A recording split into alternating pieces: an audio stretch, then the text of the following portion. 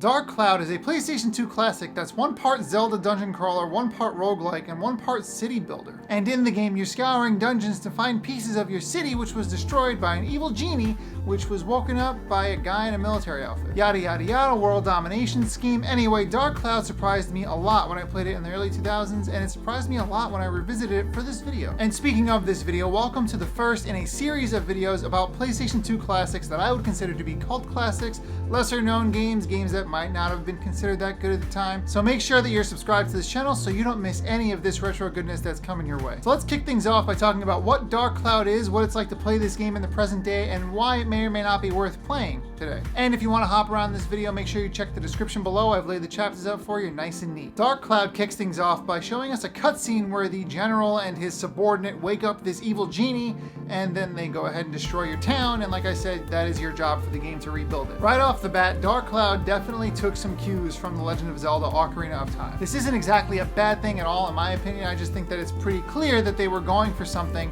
that felt familiar but was different. Thankfully, the game's not exactly a giant ripoff of Zelda, although there are dungeons, but I mean, what game doesn't have dungeons? It puts you in a great cycle of exploring dungeons, finding these pieces of your village, and then bringing them back out to create your town, and something about that loop was really satisfying. The act of building out your town is actually pretty decent, especially considering when this game came out. These days, there are plenty of games that give you the opportunity to build your own town and customize it however you want, but Dark Cloud came out at a time when you had to buy a game specifically for city building. And it wasn't common that you'd get a game that tried to do two things at once and do them both pretty well, but Dark Cloud is that game. The city building was fun, and the dungeon crawling wasn't so bad either. At a time when 3D was still getting its bearings as a genre or a playstyle, Dark Cloud did a decent job at giving you control over your character in an okay enough way. So let's talk about what it's like to actually dungeon crawl in Dark Cloud. The game features randomized dungeons, which is another feature that I thought was really interesting to include at the time when roguelikes really weren't as popular as they are now. It's almost as though Dark Cloud took cues from games that were going to come out in the early 2010s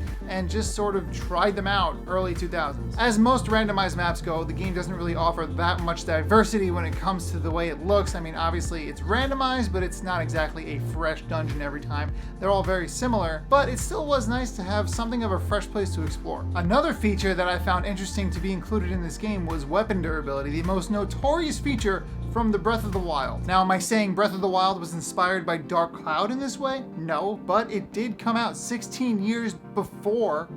Just saying, as you use the weapon, it gets experience points and you can upgrade it, and as you repair it, it keeps growing and growing. So if you commit to a weapon and repair it and upgrade it, it will evolve into its final form, much like a Pokemon, except it's a hammer or a sword. It was just nice to know that the weapon durability actually meant something in this game, and I wouldn't mind that ability in, I don't know, Breath of the Wild 2, the ability to repair weapons seems kind of nice, and for it to actually upgrade the weapon eventually also seems kind of neat, I'm just saying. So if you break your sword in Dark Cloud, you still have a dagger that will never go away. However, it can drop in durability and it can become very weak, so you're just kind of hitting things with 1 HP damage. So I'm not going to go ahead and tell you that the weapon's durability system in Dark Cloud is great and revolutionary, but it was interesting to know that I can upgrade a weapon if I keep repairing it, and something about that made it worth doing.